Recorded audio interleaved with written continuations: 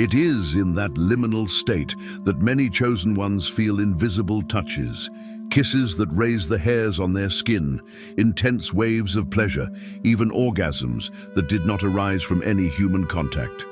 Sometimes it is gentle, almost like an embrace for the soul. Other times it is overwhelming, like a force passing through the body that leaves everything vibrating for hours. The strangest part, you wake up physically exhausted, your energy altered, your mind clouded, your heart full of questions. Who was that presence? Why did it come? What did it take from you? What did it leave behind? This phenomenon is ancient, far older than modern books dare to record. In ancestral traditions, it was known and often revered. Lunar priestesses, shamans, initiates of hidden orders, all understood that sex was not merely a carnal act, but a bridge between worlds, a way to access knowledge, heal trauma, or seal pacts. But here comes the warning: not every being that comes near carries good intentions. Not every invisible touch is a blessing. The chosen, with their expanded sensitivity and open portals, can attract both light and shadow. And when these encounters happen without preparation or discernment, what could be magical becomes an energetic prison, a silent obsession, a dependence that drains. That is why this habit needs recognition and careful handling. If you have experienced something like this, know this: you are not alone and you are not crazy. But you do need to learn how to protect your energy. Listen now. Learn to set boundaries within the subtle realms. Learn to ground yourself after a night of strange encounters. Learn to call light to your space, to seal what should be sealed, and to invite guidance from those who truly serve your highest path. You are allowed to reclaim your body, your energy, and your spiritual sovereignty. You are allowed to say no to entities, to patterns, to rituals that do not honor your wholeness. You are allowed to seek tools: prayer, breath, ritual cooling, energetic baths, trusted guides, and practices that return you to your center. If this resonates, if something inside you stirs, stay with me. In the next video, we will go deeper. We will map practical protections, morning rituals to restore balance, and clear exercises to differentiate between visitations that heal and those that harm. For now, close your eyes for a moment. Breathe in, breathe out. Feel your feet on the ground. Feel the edge of your own skin. Remember, every dimension can be met with discernment. Your sensitivity is not a weakness. It is a gift that, when trained, becomes your greatest power. Take a deep breath. Feel the air filling your body. Now, listen carefully, because what I am about to reveal may change the way you see yourself forever.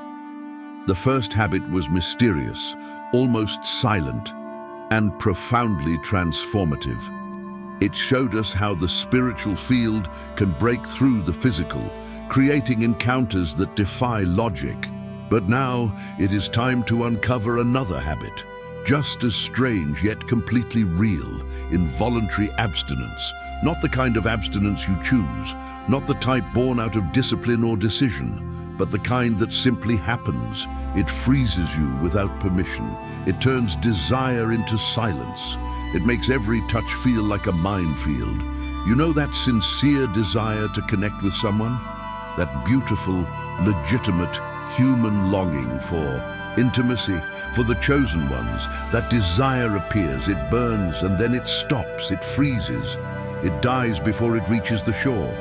It is as if something greater than your own will whispers, "Not now, not with this person." And no matter how much you try to force it, your body refuses.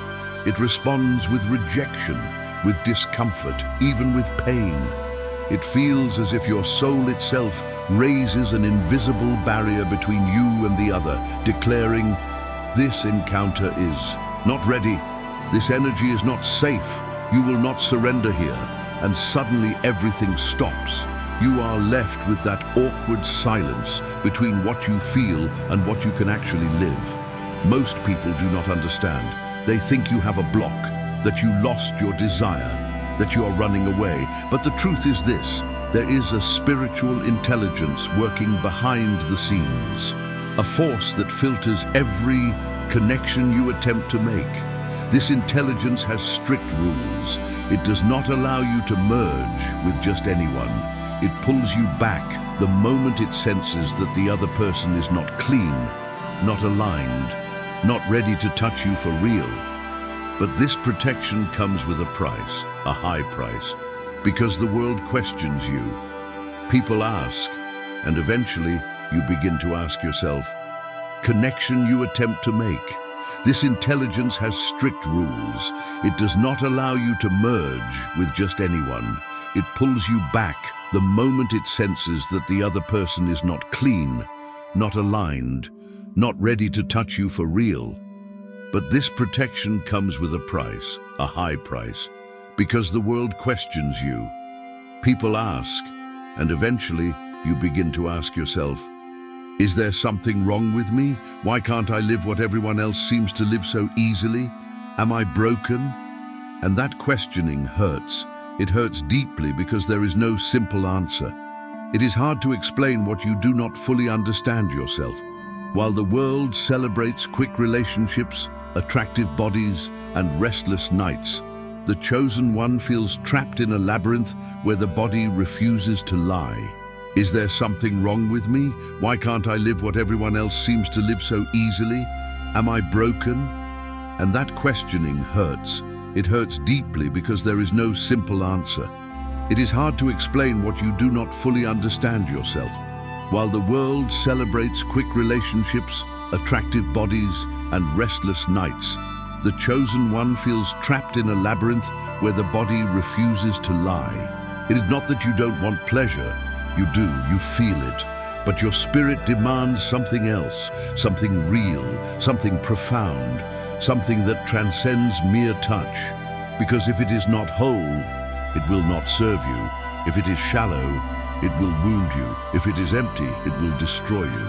And so a cycle begins, a cycle of silence, a cycle of months, sometimes years, without surrender, without intimacy, without release. But listen closely. This is not a punishment. This is a protection. Your abstinence is not a failure. It is a filter. It is your soul's way of saying, wait, the right one is coming. The right energy will find you. And when it does, you will know. Your body will open, your heart will burn, and your spirit will finally rest. So if you have felt this cycle, if you have wondered why you cannot live what others seem to live so freely, know this. You are not broken, you are chosen, and your path demands more. Stay with me, because in the next step, we will dive into the third habit, one that reveals why the chosen ones crave intensity so rare that ordinary love cannot satisfy. Take a slow breath in. Now exhale. Let your awareness settle in your body. This abstinence you feel, it is not by choice. It is by protection. As time passes, it becomes harder to explain. It becomes harder to trust. It becomes harder even to try again. Many people force themselves, trying to live like everyone else. They enter lukewarm relationships, fake. Take a slow breath in. Now exhale. Let your awareness settle in your body. This abstinence you feel, it is not by choice. It is by protection. As time passes, it becomes harder to explain. It becomes harder to trust. It becomes harder even to try again. Many people force themselves, trying to live like everyone else. They enter lukewarm relationships, fake. Interest push their bodies. But the body of the chosen one cries out. It closes. It reacts with anxiety, with insomnia, with nausea. The chosen body is like a temple. It knows when another presence is profane. This abstinence, painful though it may be, is not punishment. It is transition. It is a sacred pause, a season of cleansing, reconnection, and realignment. It is the soul saying, wait, heal. When it is meant to be, it will flow, it will be whole, it will be healing. Until that moment arrives, the emptiness bothers you. Longing tightens around the chest. Loneliness weighs heavy because the body misses touch. Yes, touch heals, but the wrong touch sickens. This is the second habit of the chosen, a silence imposed by the soul, a waiting that has no calendar, a search for something the world rarely understands. Now, since we are opening space for truths that are hard to speak, let me invite you. If this is touching you, if you see yourself in these words, subscribe to the channel Amplifying Consciousness. This space is for those of us with exposed souls. And I want to hear from you. Have you experienced this? Has your body protected you from something your mind wanted? Have you lived through a nameless abstinence that left a wound? Tell us in the comments. No shame, no fear. When you speak, you heal. And your story may be the key someone else needs to feel less alone. If you have stayed this far, take a deep breath again. We are going to touch a wound that for many chosen ones remains open, hidden, forgotten, or turned into guilt. I'm talking about the silent, almost magnetic attraction many chosen ones feel toward broken people. This is not about loving suffering, nor is it mere neediness or drama addiction. It is older, deeper.